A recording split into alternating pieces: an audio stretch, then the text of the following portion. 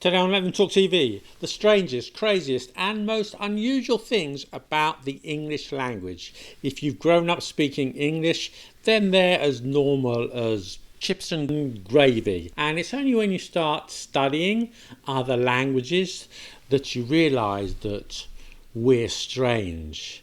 Very strange. But today we're celebrating these linguistic eccentricities. So grab a pair of sturdy boots and a sense of adventure as we descend into a world unknown. Part 1. A world unknown. Yes, in fact, that's number 1.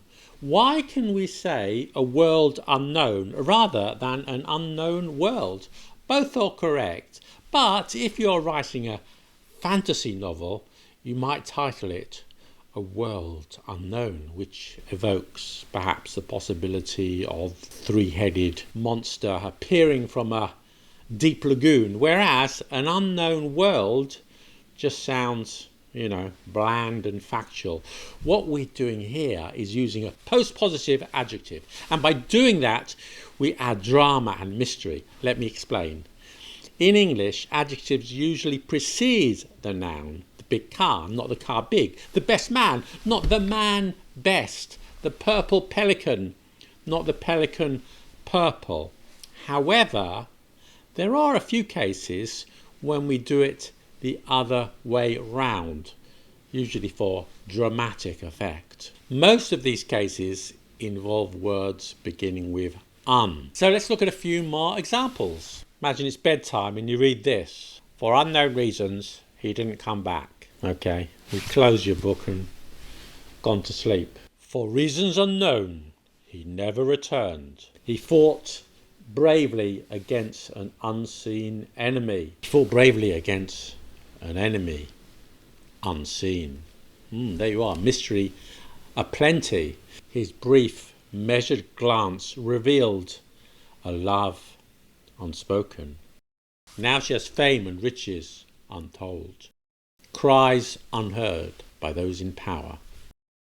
Have you noticed how clear goes before a noun, but unclear usually goes after? They had clear motives for what they did, but the crime was committed by persons unknown for motives unclear. You might be asking yourself, why is this possible? Surely in English the noun follows the adjective.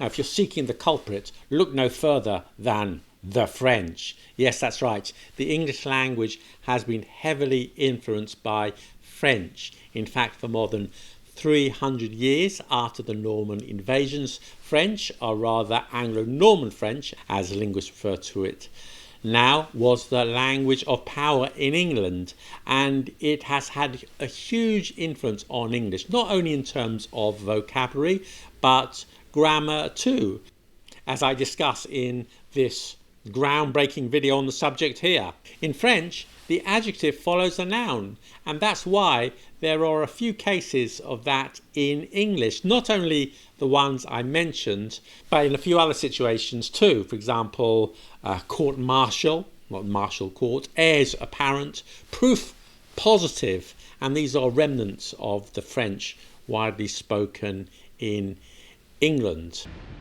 Part 2. The French ghost in the English machine. And speaking of the French, we can also hold our Gallic cousins responsible for number 2 on our list, French spellings in English. For most languages, the spelling is there to help you pronounce the words, not to fuck you up. In English, much of our spelling is there to show us where the words come from, the etymology. There's so much to say here, but I'm just focusing on one thing. Look at this word, F-R-U-I-T. It's perfect. It's written exactly as it's pronounced. If you're speaking French, fruit, okay, but not fruit. If you spelt the word following English spelling conventions, it would be fruit, spelt like this. How crazy is it that so many English words are spelt following French spelling conventions, not English? For example, another word, this one, nuisance, is written like that because that's how you say it in French, nuisance.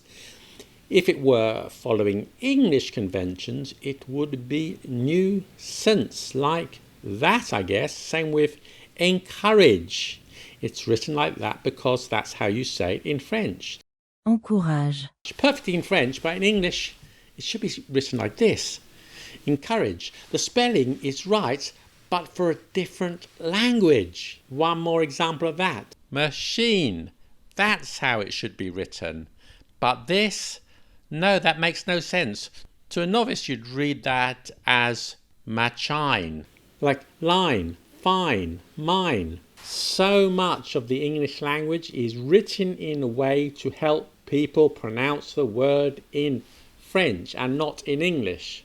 And if a student is learning English and the word on the page is telling them how to pronounce the word in French, that's not helpful.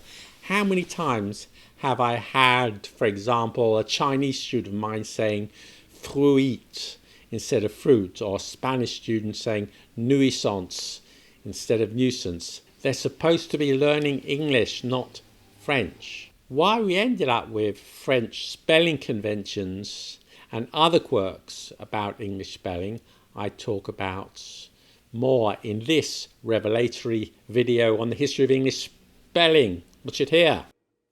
Part 3. Only you. The French bashing continues. In English, we say you to talk about the love of your life. To Mrs. Ingram, head of the marketing department, when you write to your member of parliament, when talking to your 20 best friends at a banquet. We use you to talk to the professors in your speech at a conference about the history of beekeeping. Just one you. And this is very rare. Most languages have different ways of expressing you.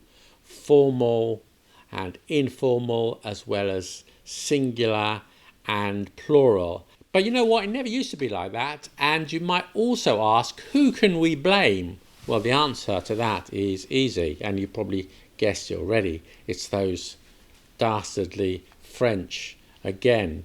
Let me explain. In the Middle English period, that's roughly 1150 to 1500, thou and thee were the singular form of you. Thou was the subject pronoun and thee was the object. For example, thou art beautiful, I love thee. Ye and you were for the plural. Ye are my best friends, I love you. All of you, okay? But then in the early modern period, 1500s to 1700s, shall we say, English people looked at the French language and saw they had tu and vous and thought, yeah, that's a good idea. Perhaps we should do that in English too. So people began using you for formality or respect and thou for friends and intimates. And you'll know this if you've ever read any Shakespeare, for example. Shall I compare thee to a summer's day? Thou art more lovely and more temperate. But by Shakespeare's time, you and ye were being used interchangeably. Then ye died out. And then thou and thee mostly disappeared from everyday speech in the 18th century. And we were left with one you. Although that's not strictly true, as all varieties of English have a way of expressing a plural you. It could be you all, you lot, you guys.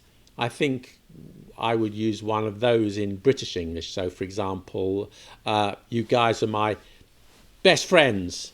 And in some places you hear yous, that's in Scotland and in Ireland, y'all in the southern United States, yins, I believe, is heard in Pittsburgh, and many more. It's all quite regional. But anyway, that's enough of you. Let's move on to part 4. Take the long way round. This is kind of linked to what we just talked about.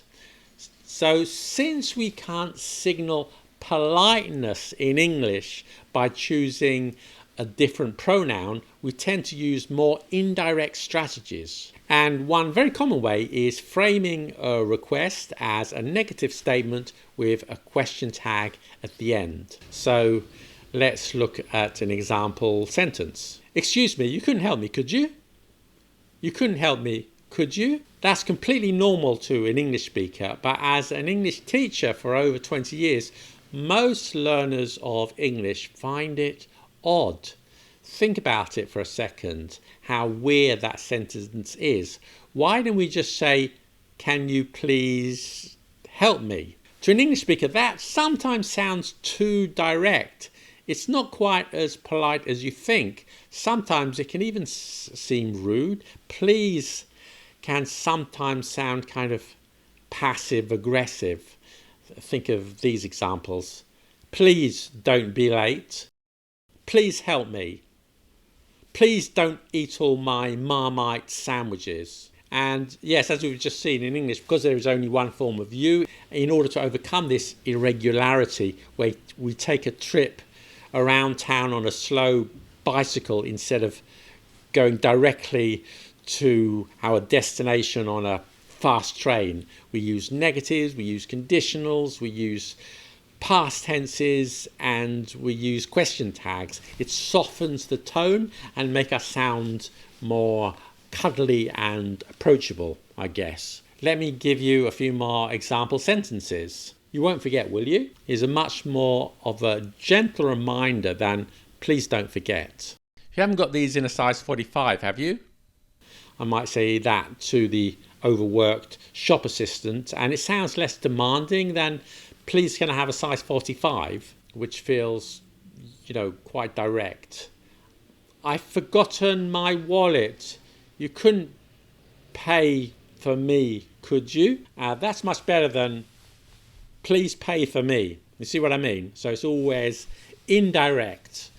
And even advanced learners of English have difficulty with these types of sentences. But to English speakers, they seem perfectly natural. And you see extreme versions of this when in very formal settings.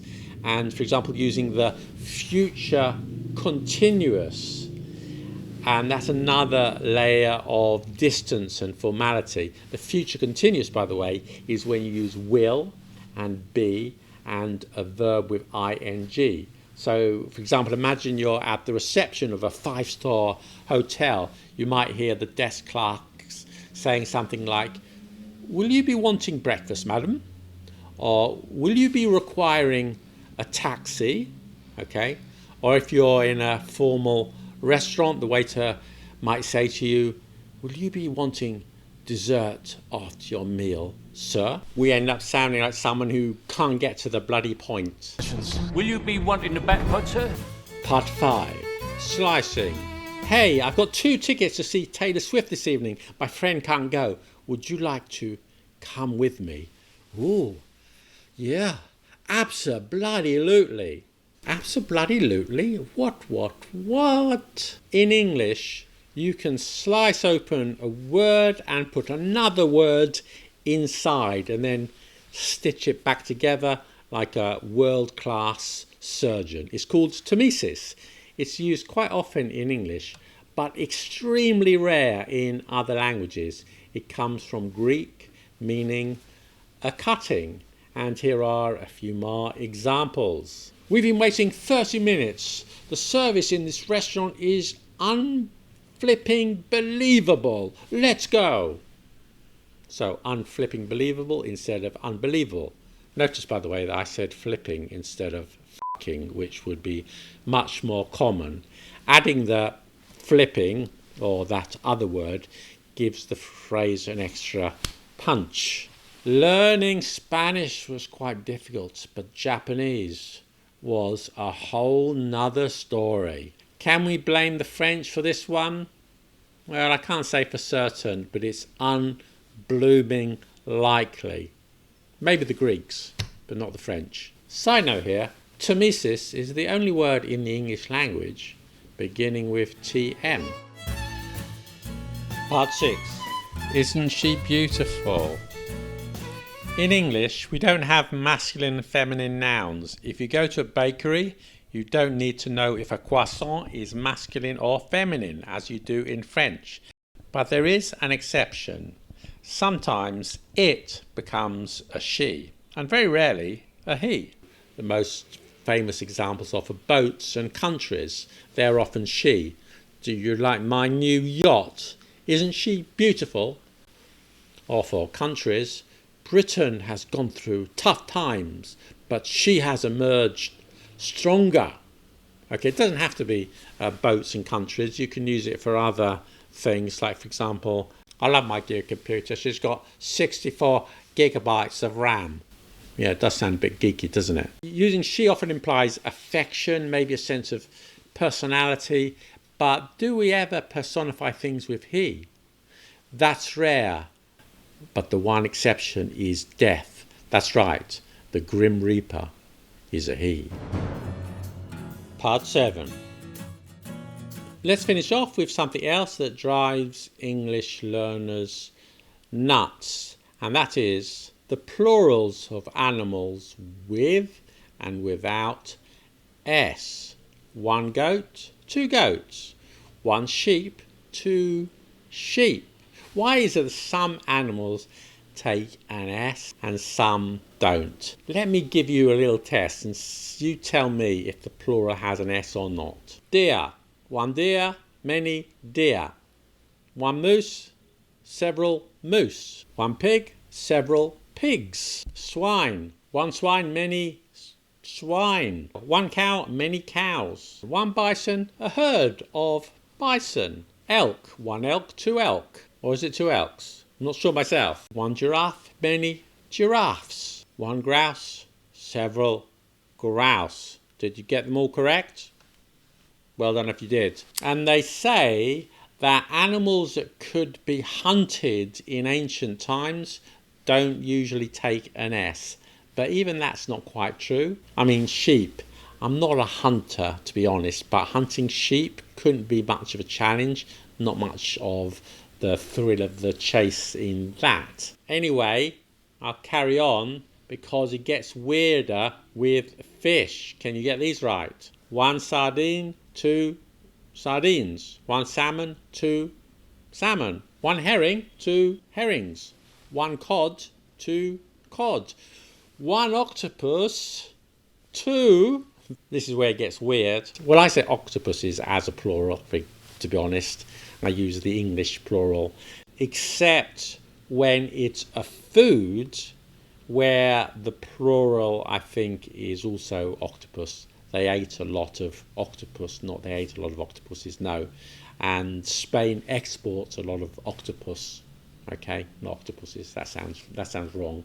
And as an English word, it should be octopuses. But the dictionaries also accept octopi, because in the 19th century, octopi was the most popular plural, even though it's actually from Greek, which would technically make it octopodes. And some sticklers still insist upon it, and it is in the dictionaries. So 4 plurals of octopus, according to the dictionaries. Is that a record? Let me know if you can think of a word with more plurals than that. Side note here, did you know that octopuses were once called pulp or prex?